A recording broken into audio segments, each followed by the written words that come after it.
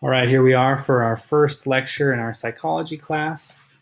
I'm Zach Maupin, or Mr. Maupin. Excited to be here. I apologize that this is the format we have to use. In my preference, we'd be in the same room or interacting, but considering our circumstances, we will make the best with what we're given. And I hope this can be helpful in digesting the content from the chapters. There will be one of these lectures for each chapter as we go through. So you'll still need to review content from the chapters, and there's other slides that you'll have to go through for your study guides and to really get all the details, but I hope that this can help digest it in a more practical way. A little bit about myself. I am trained as a school psychologist. I have a background in family and child development. I work primarily in mental health and clinical psychology, but within a school's capacity. I'm also a student and a professor. I'm in a doctoral program at Chapman University, but I also teach some of their classes, mental health assessments and then clinical counseling. I do research with them. Some of my areas of interest are in mental health assessments or transition services, which is getting students jobs and helping them after high school. So that's a little bit about me. I don't want to drag on too much, make you guys listen too long, but I'll drop in some nuggets of information based on what my experience is or what I have learned in my career to try to make things more interesting. So today we'll be reviewing chapter 1. Overall, this will be just a glimpse at what psychology is. And I think that's the takeaway is psychology is a massive subject. It's hard to sometimes tell where it starts and where it ends. So I want you guys to view this as just an introduction to keep your minds open and maybe pick 3 or 4 things that you really dwell on or try to digest at a more critical level, because there's going to be a lot of content. I don't want it to be stressful, but I think it's a little eye-opening with just how broad and vast this topic can be. So to organize it a little bit, we're going to be reviewing the roots of psychology, 4 big ideas in psychology. Why would you do psychology? How do psychologists ask and answer questions? Talk a little bit about research methods and ethics. And then overall, throughout the course, we hope to dwell on how to use psychology to become a stronger, better student, a better person, more positive, all those things. So we'll begin. With such a big topic as psychology, it helps to have some parameters or some organization. So we'll be talking at first about your perspective when you approach this. So any modern science is important to process with these 3 basic attitudes of curiosity, skepticism, and humility. And so curiosity, I think, is very important to start off with because it's that childlike approach to things, asking questions and wanting to know the answers and wanting to understand why. Just continually asking why or how or when and where. It helps you learn more and process things more. Research commences with this passion to explore and understand the world without misleading or being misled. Important questions to consider when you're trying to learn or when you're researching something is, does this idea work? Or when I test this, can the ideas be predicted or confirmed? The next perspective that's important in science and research is skepticism. And I think skepticism takes a bad name sometimes. A lot of people will say they're skeptics and they go around questioning everything and they think it makes them look smart or like they know a lot. But I think skepticism truly should be a search for more meaning and for more truth in something, and not just taking everything for what it's presented as. So an example here is not to be too cynical, which is negative and maybe a little spiteful, but also not to be too gullible or too trusting. So when you're given information, really question it. What do you mean when you say that? Or how do you know that that's accurate or true or a fact? And with that attitude, you can always find yourself learning more about why things are the way they are, how things are, and building a better understanding of what knowledge you're trying to process. The last perspective that's important when you're learning in science or conducting research is humility. And that's the ability to admit when you're wrong, to make mistakes and not be dragged down by it, to face failure with a bit of hope, and not let your opinion matter more than knowledge or information. And this says here in the bottom, truths revealed in a response to one's questioning matter. And I'm a little rigid on that. I think that truth is a big word we could spend a lot of time trying to discuss. And in my experience, a lot of people have different definitions of things and different experiences, making truth a pretty loose topic or idea. You might have 100 people studying psychology and bring 100 different perspectives, or you could have 100 people study one thing and every one of them has a different experience or a different view or perspective. So I think it's important to keep in mind that there's a lot of different interactive things in the world, and each of us contributes something, each of us takes something away. And I want to keep an open mind and not think of it as much as a right or wrong, correct or incorrect, true or false, moreover, just how can we support our knowledge, or how can we support our understanding better.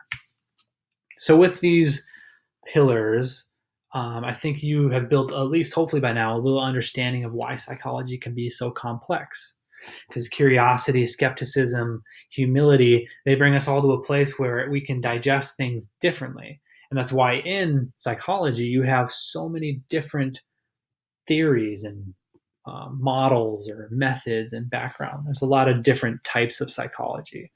And these individuals in this list here are just a few of the probably founding fathers that you have in the field of psychology, and yet they're all so different and so unique in their own ways. So, for example, Darwin would bring a more scientific, biological evolution perspective to psychology, whereas Pavlov would have more of a behavioral uh, explanation for things. Sigmund Freud brought his psychoanalytical model.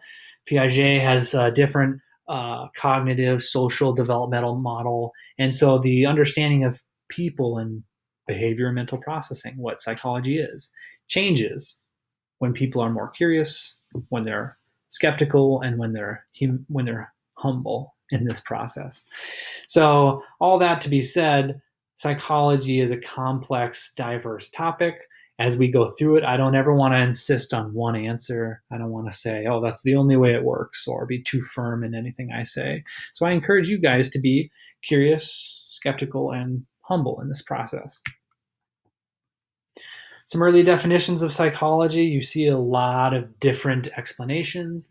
Early pioneers focused on the science of mental life. And then behaviorism emerged, and it focused on observable behaviors and predictable things. Freud brought a very unique perspective that we'll talk about. And it progressed as over time and through history with a more humanistic approach, cognitive psychology, neuroscience, other more hard sciences came onto the scene. But I think throughout all of this, psychology is still a pseudoscience, or what's called a soft science. Similar to social sciences, it's not as concrete as other models of science. So, for example, chemistry or physics or biology or math, those are called hard sciences. You're going to have more sturdy and objective answers when you approach research or study of those topics. Whereas psychology, it's as diverse and complex as its participants or its populations, and that's typically humans oftentimes. And if you haven't noticed, people are fairly complicated. So again, I'm going to keep reiterating that this is it's a diverse topic. But what we talked about in the beginning, I think you guys were given a check-in where you got to define psychology, and I'm interested to read those. I was given this assignment when I was an undergrad, and I think each of us gave probably 50 words, maybe even more, trying to cram them into a sentence and add a bunch of semicolons to make this big, complex statement about what it is. And my professor just said, psychology is defined as the science of behavior and mental processing. And that sounds very simple, maybe even a little arbitrary, but within that, you can fit just about everything. So behavior is defined as any action that can be observed and recorded. Anything a human or non-human animal does. I would say non-human would include even systems or businesses. There's a study of industrial psychology where you study marketing and advertising and different things that aren't human behavior. for example. Mental processes is the internal state that is inferred from behavior. So processing thoughts, beliefs, and feelings. And in the study of psychology, it helps to ground us with these four big ideas. Again, there are so many topics and different models that can come out of psychology, but to have these four big ideas can help us kind of organize it better. So they are: big idea number one, critical thinking is smart thinking. Big idea number two, behavior is a biopsychosocial event. Big idea number three, we operate with a two-track mind. And then last, idea number four, psychology explores human strength as well as challenges. These will each be important as we go through. They're fairly self-explanatory. Critical thinking is smart thinking. And as you guys approach and as you progress through high school, I hope that one thing you can cling to and develop is critical thinking. If you can think and write well, you will do well wherever you go. If you can concisely express yourself through writing or orally, and if you can read quickly and condense information, that is a huge attribute wherever you end up in life. It's very important, especially if you're planning to go to a university setting. So critical thinking is defined as thinking that does not blindly accept arguments and conclusions. This is kind of going back to that skepticism, not just assuming or trusting things you're told. This examines assumptions and it uncovers hidden values and it weighs evidence and it assesses conclusions. Almost like a detective with any information you're given, you're looking for things in it to give it value, to support it, to make it real, to make it more reliable. Critical thinkers ask critical questions. So a big part of this class is we want to encourage you guys to ask critical questions, and I will never hesitate to tell you I don't know. And hopefully look into it and we can learn and process all this together, as it is very complex.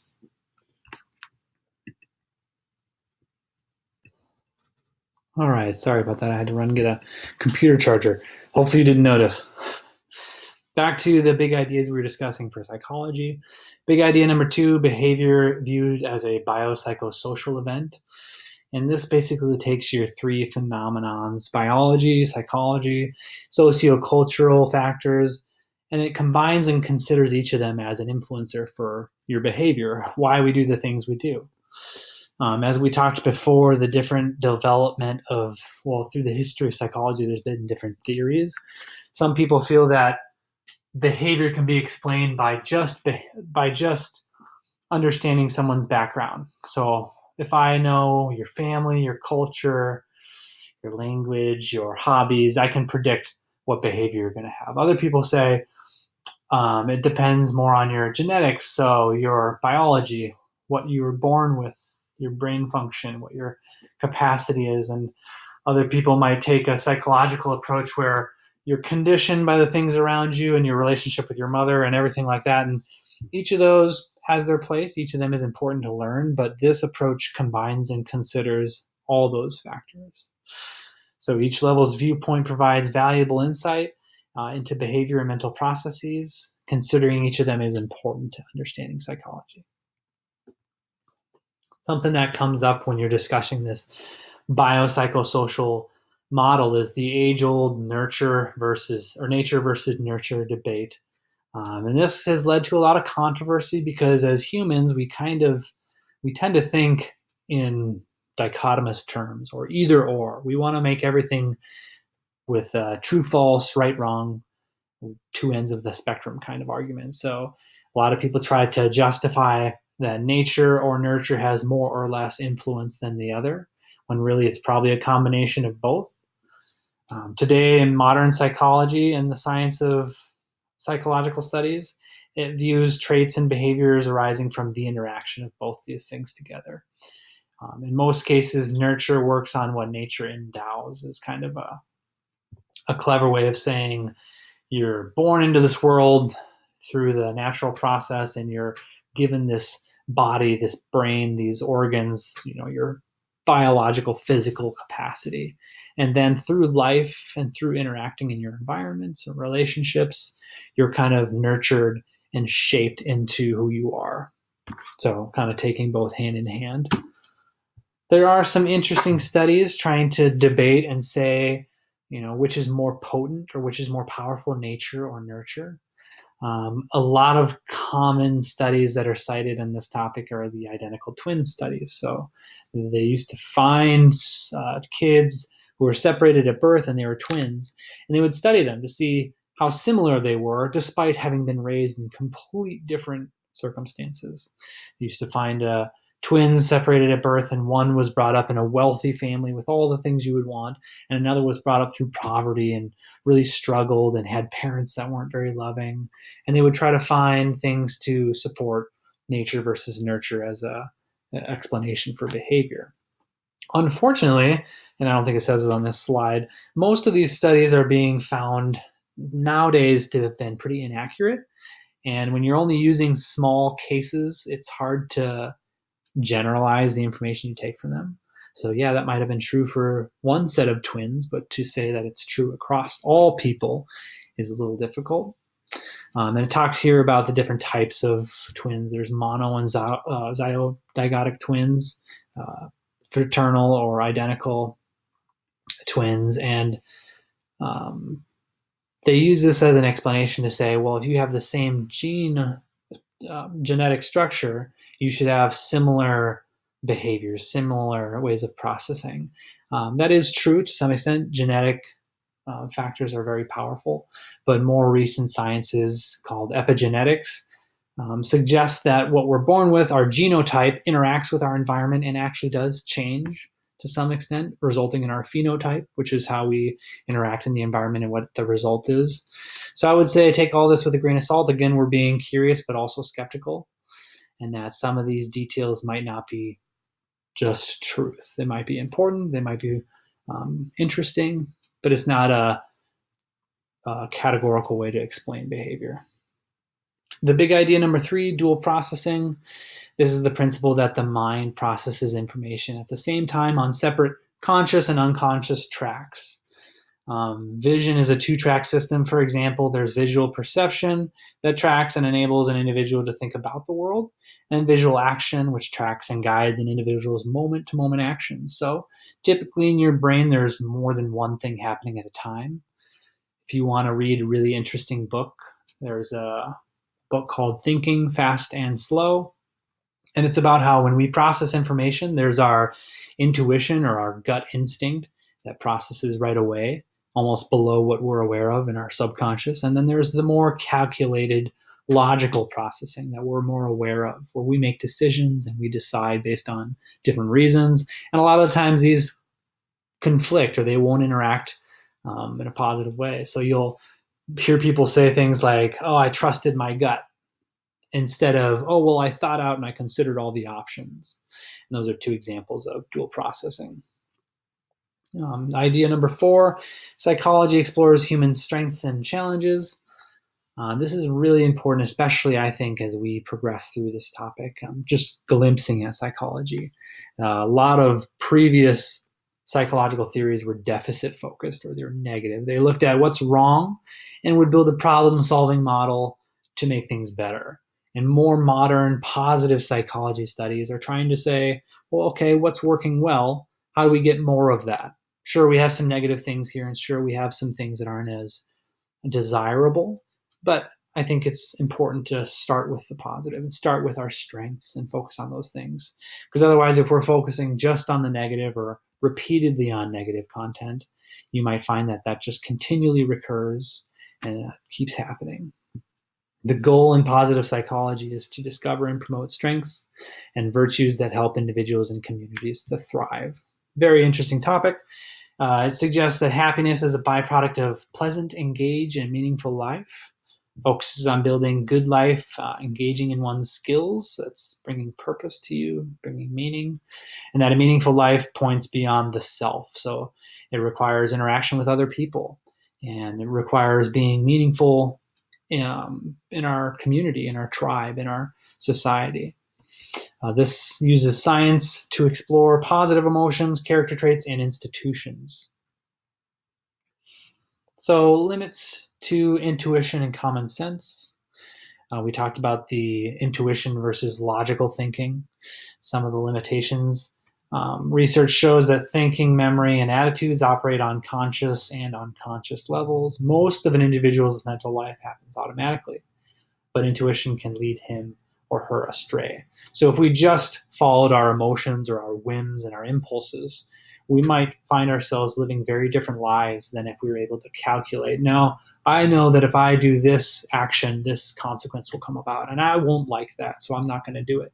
Whereas if you watch a 6-year-old, they might not be able to think that thoroughly or that effectively. There's a unique experiment. I don't know if we use this later. Hopefully, I'm not spoiling anything, but there's a Stanford experiment where they took kids under the age of, I think, 6 to 8, and they put them in a room. They gave them a marshmallow, and they said, okay, sit here and don't eat the marshmallow. And when I come back in 5 minutes, I'll give you 2 marshmallows. And so the natural process would be, well, I like marshmallows. I'd rather have more marshmallows. If I wait just 5 minutes, I'll be able to have 2 instead of 1. And yet, somewhere around 90% of these kids eat the marshmallow right away because they're not able to think the way that your more developed brains can. And they're impulsively thinking, I'm hungry, there's a marshmallow in front of me, I'm going to eat it now. And that thinking, as you get older, should develop. We should become more critical thinkers. We should become more logically driven instead of primitive or intuitive. Just one example. Some of the other examples for flaws in intuitive thinking is hindsight bias, overconfidence, perceiving patterns in random events. So an example of hindsight bias, this is very evident in a lot of high schoolers. I'm sure you've never experienced this. The tendency to believe after the fact or after learning about an outcome that an outcome could have been predicted. So the common phrase of, I knew it all along after it happened. And some examples, the picture down here, this is sort of a random example, but it's an oil rig that's on fire and polluting oil into the ocean that's killing a bunch of the wildlife. It was a really bad thing that happened, I think, back in 2005. And the company thought, well, we can make some shortcuts and not do things according to what's required so we can pump oil faster. And that'll make everyone happy because oil makes money and money makes people happy. What they didn't consider is, well, doing it too quickly, not following the rules, created this huge problem and made everyone really upset because people don't like when the environment is destroyed. So looking back, you can say, oh, well, I could have told you all along that making these shortcuts would have been bad. But when we're in the moment, a lot of times we trust our intuition and we follow maybe the more appealing or more desirable outcome. And we don't think about the other, maybe more destructive or negative consequences. The overconfidence, this is when people tend to think they know more than they do. And this, it says it manifests in academics, social behavior, but this manifests everywhere. And you'll see this a lot. The phrase, well, if you can talk the talk, you should walk the walk. A lot of people like to talk the talk. They like to say very confidently how they feel, or they definitely assert themselves in a way that's unrealistic. One example is they gave people anagrams, which is a mix of letters. They don't make sense. And you have to unscramble them. And so if you're given simple anagrams, you might look at them and think, oh, I could figure out what word those letters make in 20 seconds. So they took a bunch of these simple anagrams, they had people do them, and it turns out people actually take closer to 3 to 5 minutes to unscramble these anagrams. When you look at them, it doesn't look complicated. Letters are things we use all the time, so why wouldn't I be able to make them into some type of word? But once we get down to it and our brain has to effectively process it, it does take longer than we initially thought. Perceiving order in what is actually random events. And this is very common, and this is a sensitive topic because some people are very comfortable thinking like this. But essentially, this is when people perceive patterns to make sense of their world. So, I mean, you'll find examples of this all over when people say it was meant to be. Or, oh, if I hadn't left my house 2 minutes later, I might have been in that car accident. Or if I had just done this thing, and then this would never have happened. And calling things fate, or aligning things in our mind to make more sense. This is not a bad thing. It's not incorrect. It's a way of our brain processing things to solve problems. And sometimes it leads to misjudgments, or sometimes it leads to us not thinking critically. And again, we always want to be curious, skeptical, and humble. Even in random or unrelated data, people will find order. There's a lot of experiments that have shown this or suggested this. People trust these intuitions probably more than they should, even though sometimes it can be a flawed way of thinking. So real quick, I tried to spend more time on that content because it's probably a little bit more interesting. But we do have to go through the necessary scientific method and research methods and probably more boring topics. So these are the ones I'm going to breeze through very fast.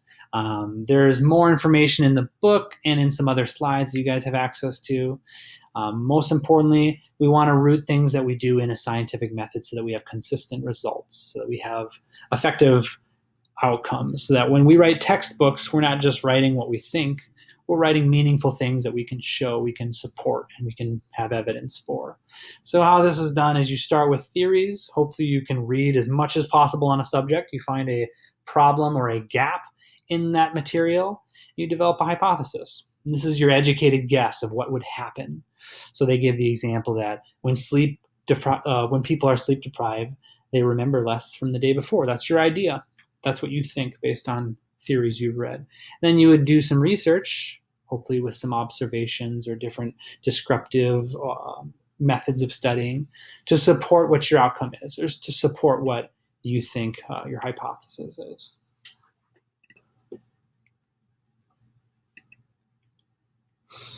Reviewing the scientific method, each part that we just kind of summarized. Part one would be to help avoid pitfalls of your intuitive thinking or some assumptions we might make, like earlier we discussed, overconfidence and hindsight bias. Ways to do that would be observing events, actual observations, typically visual observations if you can, forming theories or bringing your research to a theoretical level, so making sure it's grounded in things that other people have studied, refining theories in the light of new observations, so adding things to the field. A theory is defined as an explanation using principles that organize observations and predict behaviors or events. These can be biased. Observations are not perfect. Everyone observes differently, everyone notices different details, and typically someone being watched behaves differently when they're not being watched. So observations sometimes need to take different shapes. Second part of the scientific method, hypothesis. This is a testable prediction. So it often it's built on a theory. It specifies the results that support your theory. It highlights the different results that would cast doubt on the theory, so it should give evidence for it.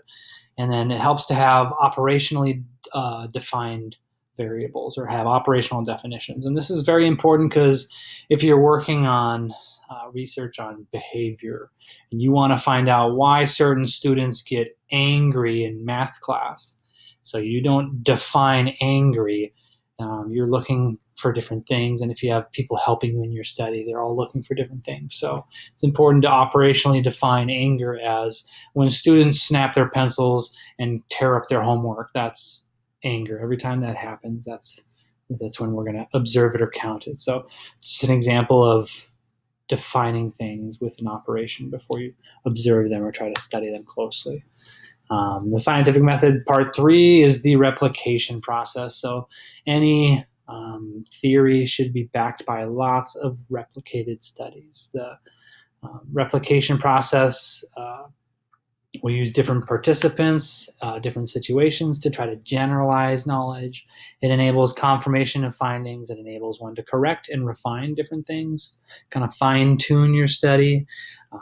The field of psychology, unfortunately, does not do great in this part of the scientific method. We're actually in an era right now called the replication crisis, where we're not able to replicate a lot of the studies that we grounded psychology in from the 60s and 70s. And part of that's because in those days, there weren't many ethics. You could do whatever you wanted to some extent if you had the money. Nowadays, we track research a lot more, and you have to go through special approval if you're going to use humans or animals, or if it's going to be a study that might bring harm to any participants.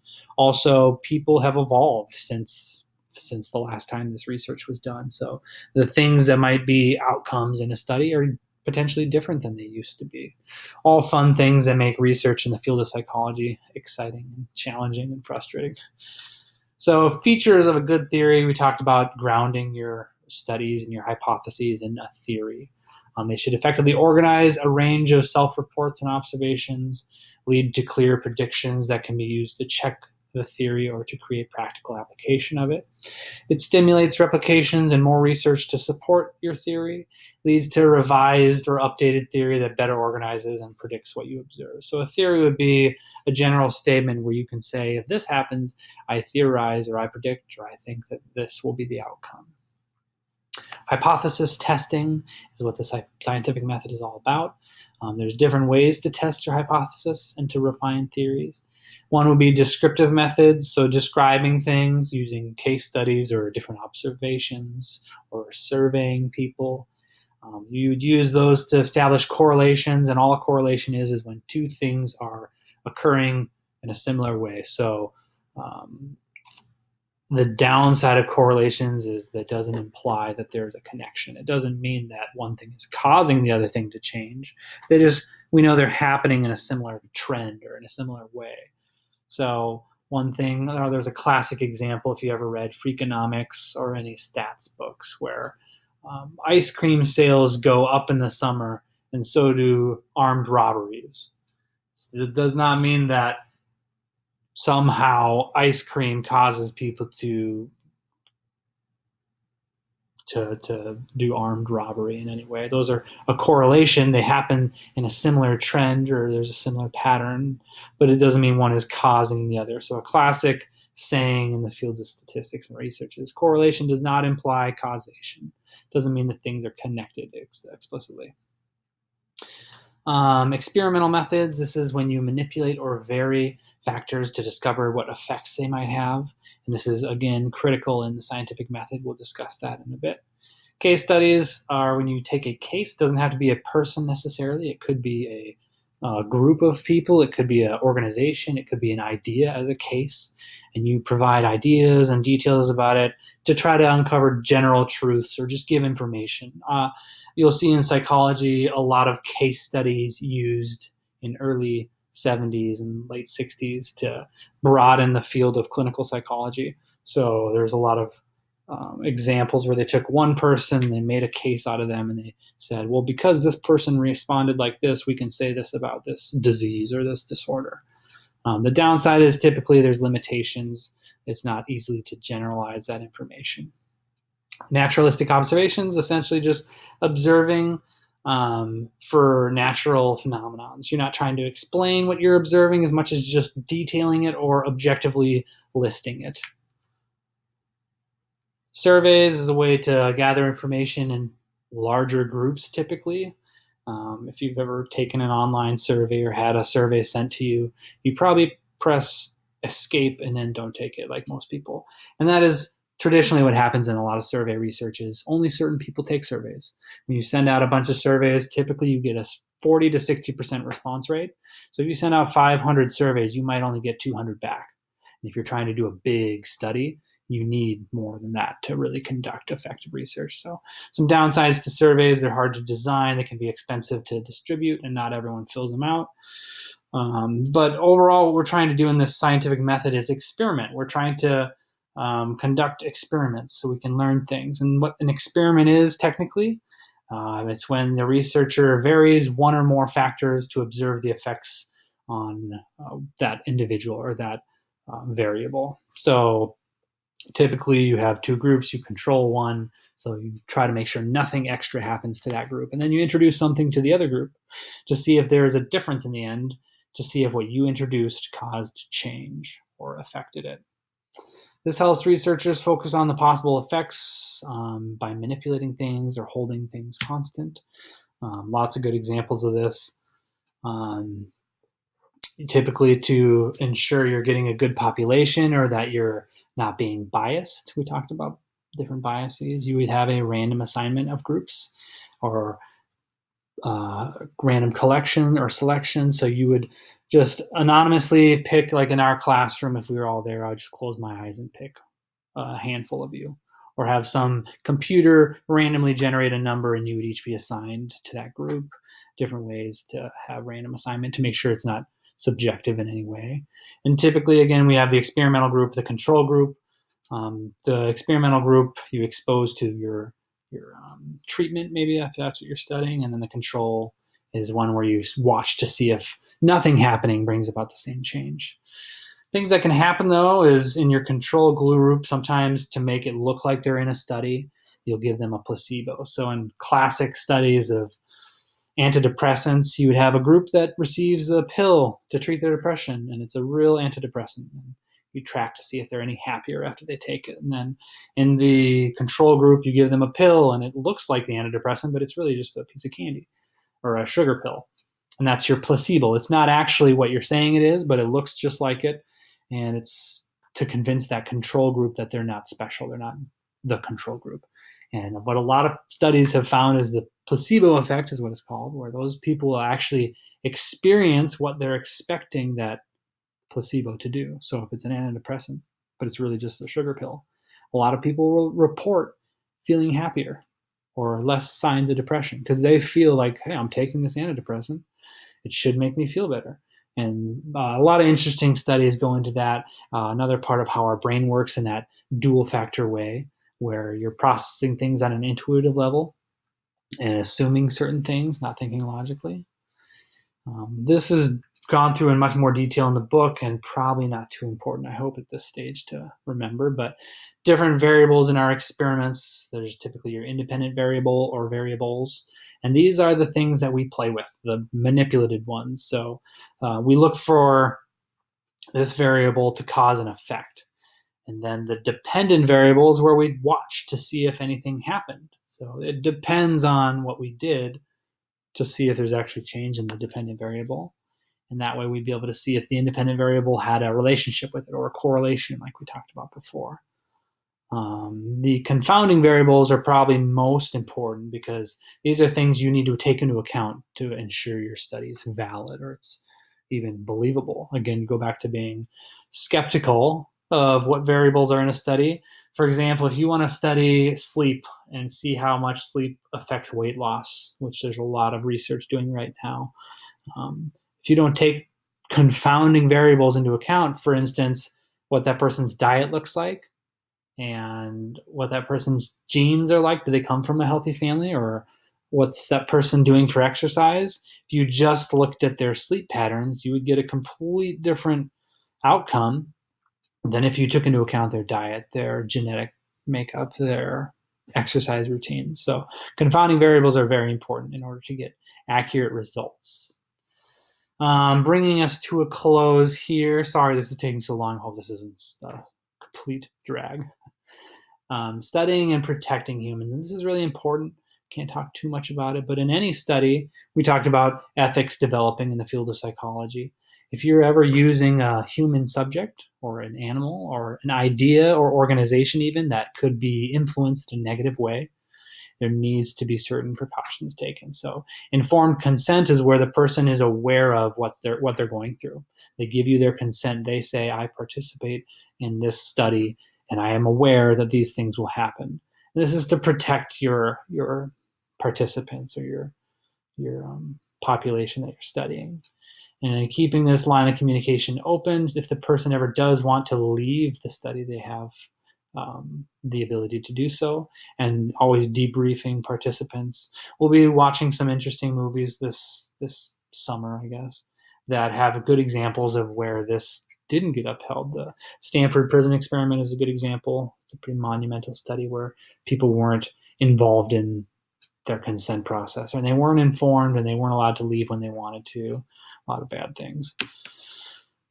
This is the end of chapter 1. Wow. Whew. I hope it was somewhat enjoyable. And continue to read the chapters, review the PowerPoint, and email us if you have any questions.